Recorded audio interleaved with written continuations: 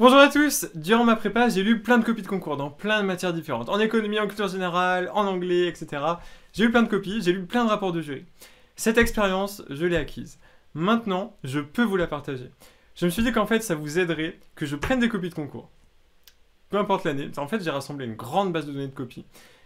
Et que j'analyse cette copie, qu'on regarde précisément quels sont les éléments qui apportent vraiment de la valeur ajoutée à la copie. Et qu'est-ce qui fait que cette copie a été valorisée? Qu'est-ce qui fait que cette copie, elle est intéressante pour le correcteur?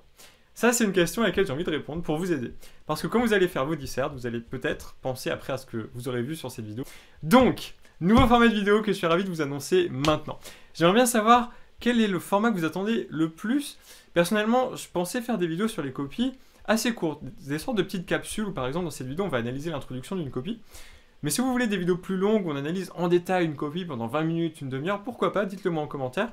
Et puis si vous avez des suggestions de copies, d'années ou de sujets qu'on pourrait étudier ensemble, n'hésitez pas à les laisser en commentaire. Si le format vous plaît, pensez à laisser un like pour me soutenir s'il vous plaît, ça vous prend pas beaucoup de temps et puis ça me permet de savoir que ce que je fais vous aide, vous est utile, vous intéresse, etc.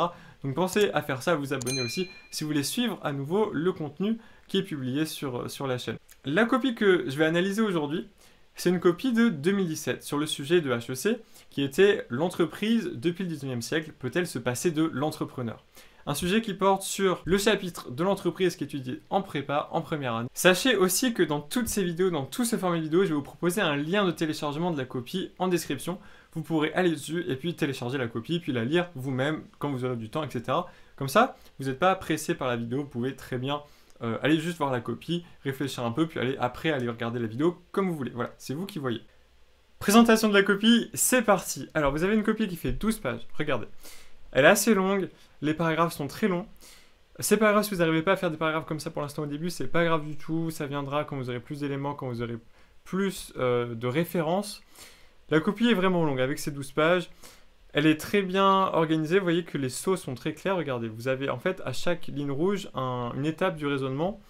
Vous avez là la première ligne rouge, c'est le passage de l'intro à la première partie, ici l'annonce du chapeau, enfin le chapeau qui annonce les étapes de la première partie. Là vous avez la deuxième partie, et puis là vous avez la troisième partie, et puis la conclusion. Donc la copie est très bien structurée, c'est très clair, 3 parties, 3 sous-parties. Voilà, rien à dire là-dessus. Elle est un peu longue. Elle est un peu longue, mais le contenu vaut le coup, vous le verrez peut-être dans une prochaine vidéo si on aborde le développement. Pour l'instant, on va rester sur l'introduction. Alors l'introduction, justement, parlons-en. La copie respecte toutes les étapes de l'introduction, toutes les étapes importantes de l'introduction. Tout d'abord, on a l'accroche avec Lego. L'accroche avec Lego, elle est super intéressante parce que c'est une accroche originale. Donc on apprend des trucs, Ensuite, la copie arrive à relancer sur les enjeux du sujet avec un petit pourtant.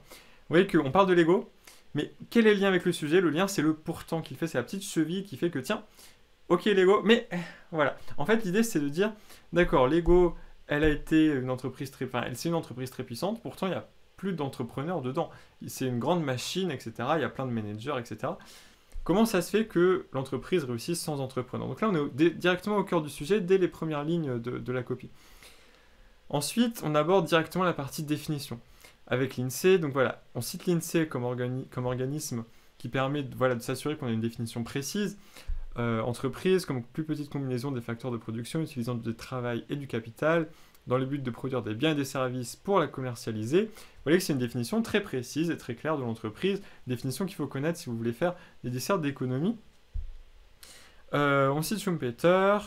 Ensuite, on avance, voilà, avec un cependant. Vous voyez qu'on a toujours des petites chevilles argumentatives. Hop, en effet, en situation concurrentielle, machin. Donc là, on a un appel sur la théorie de la régulation, je vais vous en parler juste après. Et puis ensuite, on cite à nouveau Schumpeter sur, voilà. Là, en fait, dans ce qu'elle est en train de faire, ce que l'élève est en train de faire, c'est de développer les grands enjeux du sujet, les grands axes qui seront abordés durant cette dissertation. Donc là, elle a parlé de Schumpeter, elle parle du crépuscule de l'entrepreneur, théorie de la régulation, la concurrence, les entreprises, etc. Des thèmes qui seront abordés dans la dissertation. Et c'est normal, c'est le rôle de l'introduction d'introduire le sujet, d'introduire ce que vous allez dire. Donc, tout à fait normal. Et puis on finit sur un « enfin » pour donner une dernière piste qui sera explorée dans la troisième partie. Petite problématique qui reprend exactement les enjeux du sujet, dans quelle mesure l'entrepreneur est-il nécessaire au succès et au bon développement de l'entreprise, et puis une annonce du plan, avec un plan historique. On part du 19e siècle en première partie, on arrive au XXe siècle en deuxième partie, et puis on arrive enfin au XXIe siècle en quelque sorte, à peu près en troisième partie. Avec une évolution qui va être aussi thématique, en fait, ici dans ce plan, la thématique suit l'historique si vous voulez. On va dire que 19e c'est plus l'entrepreneur, on va dire que 20e ça va être plus le manager, et on va dire que 21e c'est plus de nouveaux modes de coopération entre les entreprises. Donc c'est un plan qui a une forme historique. C'est tout à fait possible de faire un plan historique en ESH. Petite remarque sur les références, vous voyez que toutes les références je les ai mises en vert, toutes les conjonctions et adverbes je les ai mises en saumon. Les références elles ne sont pas nécessaires, notamment référence à Schumpeter ou à la théorie de la régulation. Mais en fait, souvent dans les bonnes copies HEC, vous avez des références qui servent à définir les sujets. Donc là, comme on a un sujet qui porte vraiment sur l'entreprise et donc sur la théorie de Schumpeter, ça peut être bien de citer Schumpeter dès l'introduction. Donc vous avez tout à fait le droit de faire ça, à condition que ce ne soit pas un argument qui soit déjà énoncé. Vous avez le droit de le faire si c'est juste une piste, si c'est juste une définition qui est apportée par l'auteur. Pour résumer, ce que vous devez retenir de cette copie et de cette introduction, c'est une grande clarté. Une grande clarté, c'est une grande fluidité de la copie, surtout avec les petites suivis argumentatives, pourtant, cependant. Vous voyez, on relance les enjeux du sujet. On a ensuite des références qui viennent appuyer la copie, une accroche précise et originale. On a un déroulé très clair, en fait. Vous voyez que rien qu'en observant de loin ces deux pages d'intro, on voit déjà les grands éléments, on voit déjà où est l'accroche, où sont les définitions, où est la problématique, l'annonce de plan, etc. Tout ça, c'est super clair. C'est d'une grande clarté, et cette clarté, vous devriez vous en inspirer, voilà, vraiment. Donc la clarté, c'est les conjonctions de coordination, c'est aussi les références qui peuvent être utilisées, là, l'appel à Schumpeter, à l'INSEE, etc.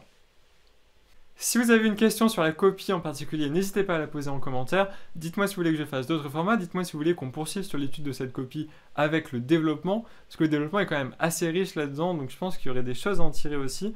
Et puis si vous voulez qu'on regarde aussi des rapports de jury, etc., moi c'est des choses que je peux vous proposer de faire. Bon, maintenant sur un autre sujet, j'ai créé le lien des rencontres abonnées de octobre, le formulaire que vous pouvez remplir, donc si vous voulez qu'on se voit en octobre, pendant les vacances scolaires ou autres, pensez à remplir ce petit formulaire, après je vous contacterai par mail, etc. pour les rencontres abonnées. Et voilà, c'est tout ce que j'avais à vous dire, j'espère que le format va vous plaire, et puis moi ça m'intéresse bien de faire ce genre de vidéo. Dites-moi si vous voulez qu'on fasse des choses plus courtes ou plus longues, ce qui vous intéresse le plus, est-ce qu'on fait des petites capsules, est-ce qu'on fait des formats plus longs, où on prend plus de temps sur une copie. Voilà, je sais pas ce que vous préférez, en tout cas vous pouvez retrouver dans la partie description de la vidéo le lien de téléchargement de la copie. C'est tout ce que j'avais à vous dire, pensez à laisser un like sur la vidéo et puis on se dit à bientôt dans d'autres vidéos. Salut!